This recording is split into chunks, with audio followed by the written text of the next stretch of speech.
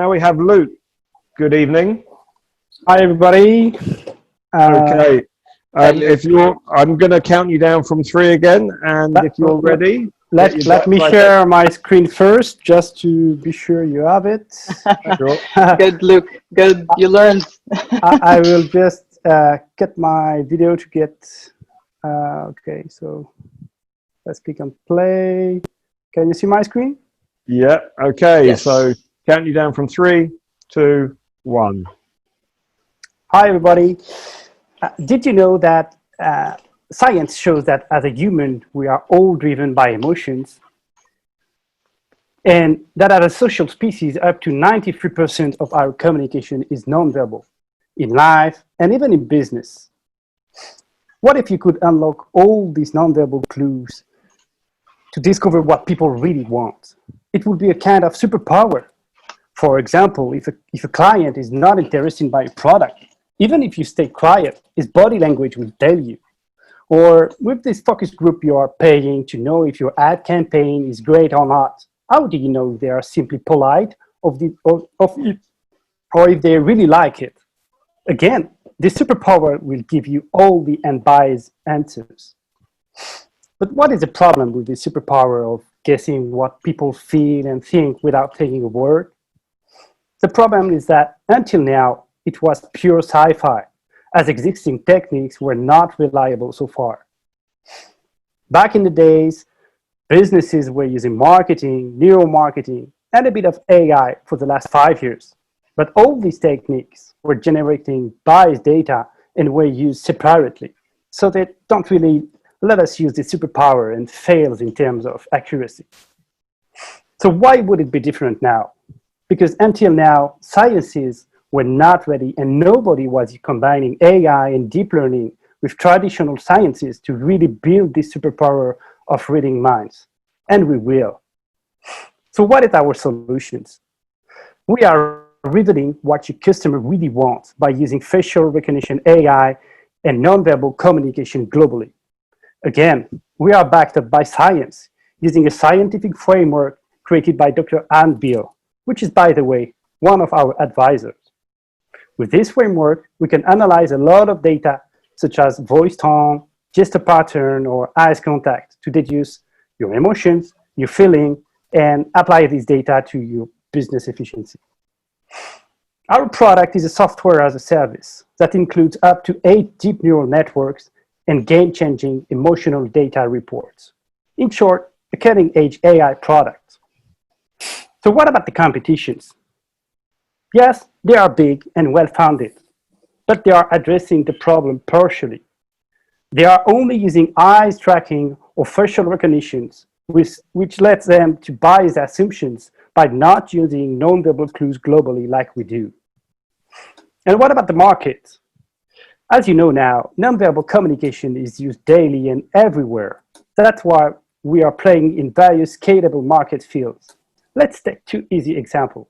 In cinema industries, if you were investing more than $100 million per movie, just by knowing what a focus group early viewers really feel about it, it will let you improve the final cut, avoid a flop, and maximize the chances to become a billion-dollar blockbuster. In marketing, it will optimize ads' emotional impact by gathering a test panel real emotions so that it will improve the content quality by 10x. In every single market we are addressing, our superpower will almost become an unfair advantage. We will use a per project business model, like our competitors do, from 10K to €1 million per project, from MVP to our final product implementation and tremendous benchmarking features. So it will eventually become a lucrative business. Even if we are at a very early stage, we already have built our MVP, and we have done a pilot with the University of Madrid and a neuromarketing agency. We also have several interesting leads in progress. Our go-to-market strategy will be driven by our algorithm accuracy.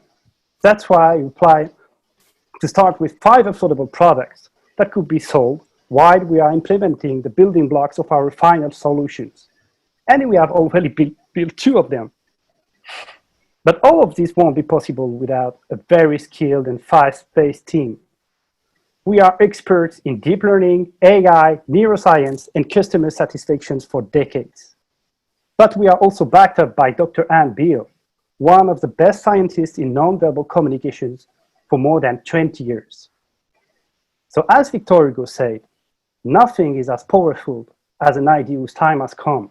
And if you add technologies, sciences, and a tremendous team, how could it be otherwise? Thank you. Just under. Well done. Thank you very much. Yeah. Yeah. Sorry, That's great. Thanks, Luke. thanks. Okay. I'll get back to Zoom now. Yeah. Start my cam again to be more Great social. stuff.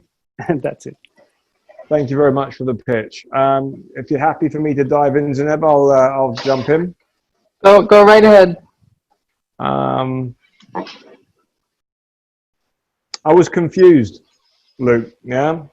I was confused about what problem you're solving and for whom. I think you got to 2 minutes 18 to describe that you were a software as a service platform. Before I was just getting this idea that there's the way that we communicate, the majority of which is nonverbal, and that you using some technology have enabled your so-called superpower to help read people's minds. But it wasn't immediately obvious to me. And to be honest, I'm still not 100% clear on how you're adding value. I mean, understanding what your customers want is important, but you're not really addressing a specific, in my mind, you weren't really articulating a really specific problem that I could get my head around and say, right, your business is this, working in this sector or these sectors, fixing this perceived problem using this technology. I mean, from my perspective, when we're talking about a pitch to an investor, you've got to understand that they may know nothing about what you're doing, know nothing about your business model. They might have experience in the sector, but you can't assume that they know what you know. You've been working on this for a period of time, so what's obvious to you isn't always immediately obvious to the audience. And I have to say, I was scratching my head a little bit at the beginning. You sailed through the business model, so I didn't really get my head onto, I was actually writing a note and then I looked back and the slide had changed. So for me, I really wanted to go back and understand how that was going to work, yeah? Yeah. For me, it's important to understand not only how the revenue is generated, but what that pipeline of business looks like going forward. So I didn't quite, so you're at MVP stage, you said, yeah? Yeah, MVP is done, and we have made a pilot last week with University of Madrid and a neuromarketing agency in Spain. Okay, I don't know, if you said that, I missed it, my apologies, but that's the kind of traction we need to hear about and maybe give a little bit more airplay to. The slides were quite slick, but in instances, there is a lot of information and it kind of, I'm a simple guy. I'm either listening or I'm reading. I can't really do both, yeah? So I was kind of trying to follow the slides and listen to you at the same time, and I probably missed key information. Yeah. So my attitude is this, right? Every piece of information has to earn its place in your pitch, whether that's spoken or whether that's on the slide. You have to be really brutal. What is the key information you want to communicate across to the investor? What is it that's really, if you could choose only 2 things that they're going to retain from the slide, what are those 2 things? And work from that perspective. Yeah, and this is an investor pitch, but did you ask for money? No. I usually wait for Q&A because if they... I had my hand in my wallet. I was about to pull out some folding, but it didn't come. So I figured that you were fully funded. No, but seriously, it doesn't hurt. Not so much that you want money, but what you're going to do with it. How are you going to deploy it? What's it going to be taking you forward in the next 18 months? Now, you did have a timeline there, kind of eeny weeny sort of text I kind of followed. But and I have to, my glasses, I'm getting old. So for me, it's kind of important that information is stated really quite clearly. So, do you want to jump in? Yeah. I'll take it from that last point. So I think you rushed, and in no particular order, you rushed through slides which were very important, the pilot test, the financials. You had a really nice nice graph that I couldn't, you just rushed through it, no? So like Taran said, giving more airplay to those, to the important things, Yeah, and not as much to the rest.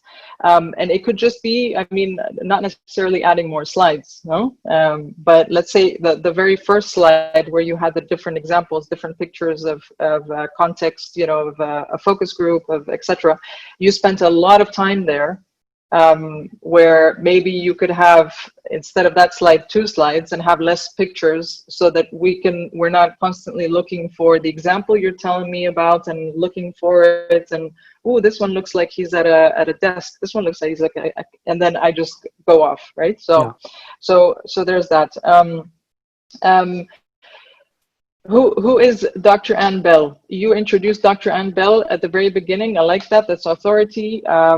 But I was thinking, who is Dr. Anne Bell? Which you cleared it up later on. But if you're going to mention her before, just maybe a quick phrase, you know, award-winning something. Something about a little bit of context. I said that he was our advisor, but you're true. Yeah, credentials.